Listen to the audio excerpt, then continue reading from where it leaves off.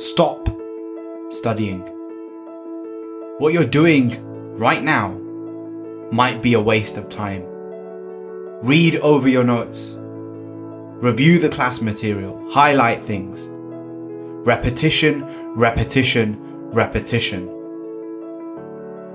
These study tactics have been drilled into you for years, but the science is very clear. Certain study techniques are more beneficial than others. So instead of you spending hours and hours trying to search for the right answer, I've done the work for you. And in today's video, you're going to develop a significant advantage over the rest of your class, your friends, and your peers. You're going to learn the 5 best techniques for studying effectively in less time than anyone else. Now, if you want this to sink in and you want to be a master student, is while you watch, you're going to take action immediately. And this video is the first in a free 5-part video course on becoming the most remarkable student that you can be. And Motivation to Study and I, we want this information to be available to anyone, anywhere, at no cost. Because we believe you shouldn't have to pay for this. It should have been taught to you in your school, in your lesson. And since it wasn't, we got you covered. We're giving this all away for free. So just make sure you subscribe to both of our channels and you ring the bell icon so you know when new lessons are released. Let's get into it. Did you know there are people out there so good at remembering things that they compete in tournaments of learning and they are known as memory athletes? In an annual contest called the World Memory Championships, they were given 20 minutes to remember a list of 72 random words. And on average, they scored nearly 71 of the 72. By contrast, an untrained control group could only manage 26. Another example, Akira Haraguchi. At 69 years old, much older than most of you listening, in 2006, recited 111,700 digits of pi from memory at a public event near Tokyo. For 16 hours, he kept going and going and going. Imagine the power of having a memory like that. And starting today, I want you to imagine yourself as one of them. You're not just a student or a teenager or a grad, but you are a memory athlete. You're going to become someone with such power over your mind that you can recall pages of notes, equations, formulas that you need without the endless hours of beating information into your head. But how? Do you need an innate gift? Can you learn it? Well, actually, you already have. Picture where the spoons are kept in your kitchen, the socks in your room, the color of your toothbrush. These memory athletes use an ancient Greek technique called memory palaces. And once you master this technique, you too are going to dramatically improve your ability to study effectively and finally open up your dormant reserves of memory. The idea is simple. You walk through an environment like your house and you place objects in specific places, and then you match the things you want to learn with those objects. So when you're trying to remember that information, perhaps the notes you took that day in class, you don't just think back to your notes. You think of where those notes are in your house. Which object did you attach it to? What's the color? And you reapply this until it becomes crystal clear in your mind. This technique maps new information onto something that your brain has already evolved to do extremely well. Recall imagery in specific locations. The second technique. For thousands of years, people have known that the best way to understand a concept, explain it to someone else. The second technique I want to introduce you to is also known as the protege effect, aka teach someone what you want to learn. A 2007 study looked at this. How does teaching someone impact your learning? Students in this study who were also teachers to younger students, they scored higher on tests than pupils who were learning only for their own sake. Why? Well, the researchers found when you choose to teach someone else, you have to work harder to understand the material, to recall it more accurately and apply it more effectively, something known as depth of processing. Physicist Robert Feynman created a mental model called the Feynman technique. Now, some of you may have already seen videos about this on YouTube. This technique has 4 steps to it. Number 1, write the name of a concept on the top of a blank page that you want to learn. Number 2, write down an explanation of the concept as if you're teaching a new student.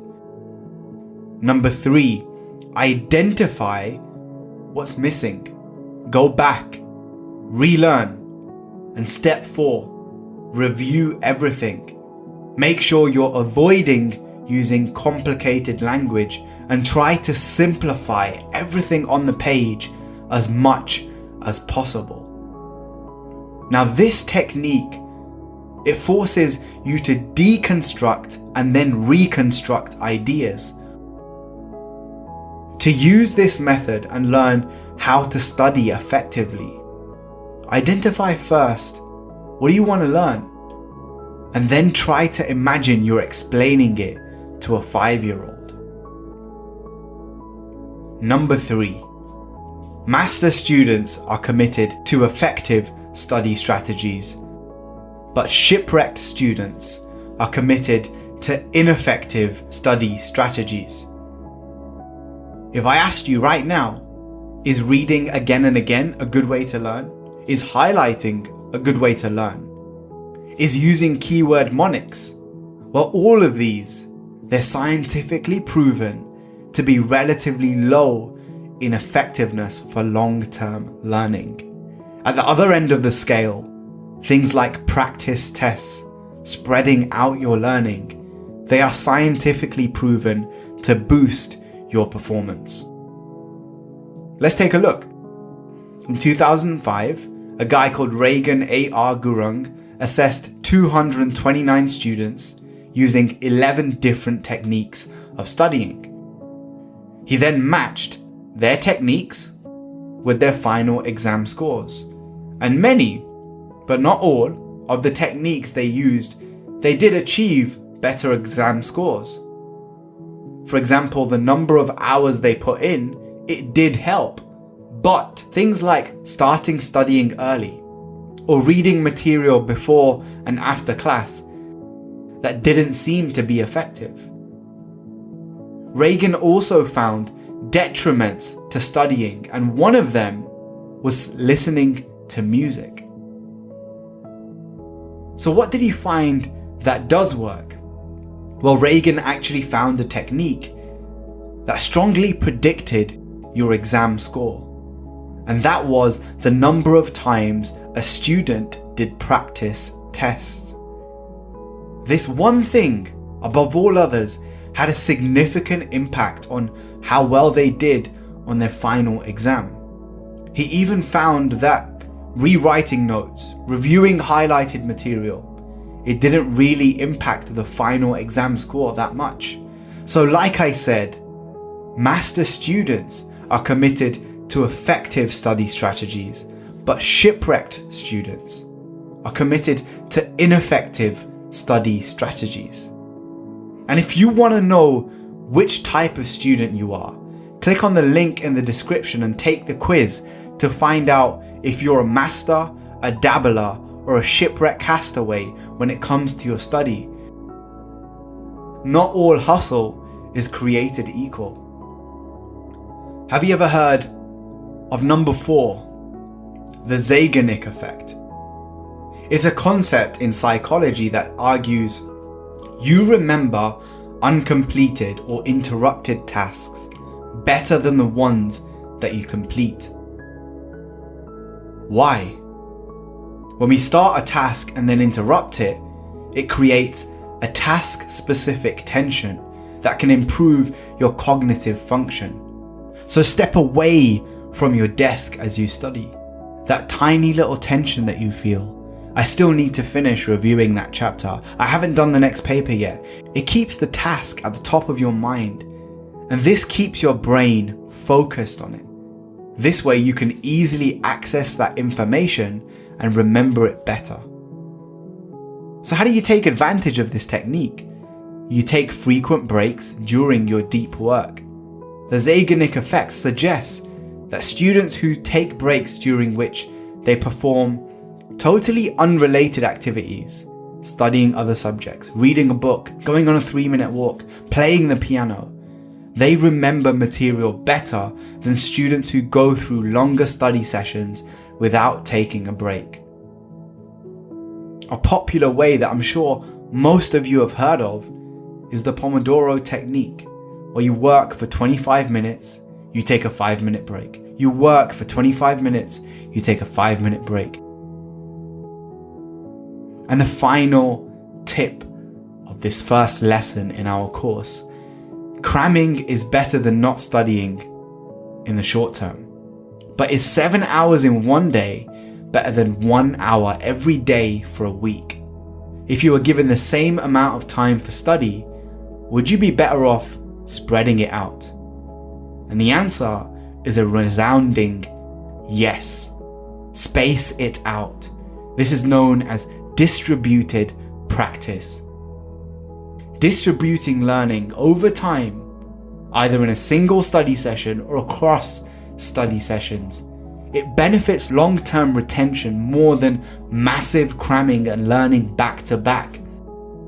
Space your study out. And how general are the effects? How consistent? Well, one group of scientists looked at 254 studies involving over 14,000 people, and overall, students recalled more after spaced study than after cramming and massed study. So look, at the end of the day, you have to do what works for you. Having family and friends around, replying to your messages on your smartphone, missing class, having the TV on, that's not going to help you. But doing practice tests, getting to sleep on time, eating the proper nutrition, exercising, explaining what you've learned to others, using these techniques, they are going to help. So you know what the techniques are. You have to prepare effectively. You have to focus on the right things effectively. And most of all, you have to take action every single day. Hope you guys enjoyed this video. Make sure you subscribe, and I'll see you in the next lesson of the series. Peace.